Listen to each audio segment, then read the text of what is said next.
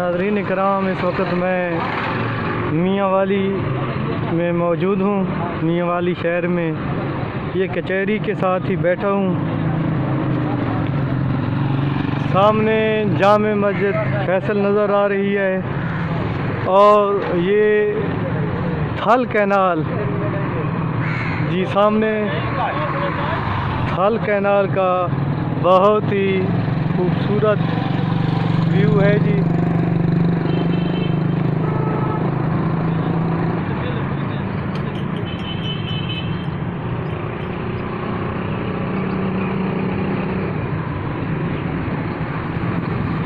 नाज़रीन इकराम, मियाँ वाली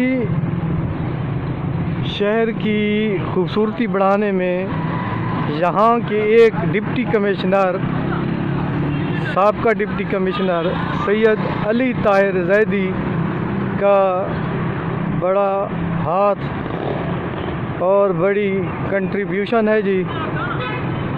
सैयद अली ताहिर जैदी ने यहाँ फुटपाथ पर ये दरिया के किनारे ये सामने जो देख रहे हैं सफ़ेदे के दरख्त और ये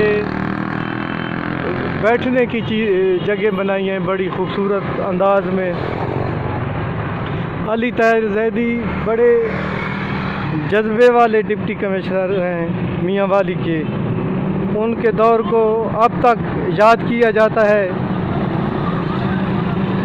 बाद में जैदी साहब रिटायरमेंट के बाद पंजाब पब्लिक सर्विस कमीशन के मेंबर भी रह चुके हैं।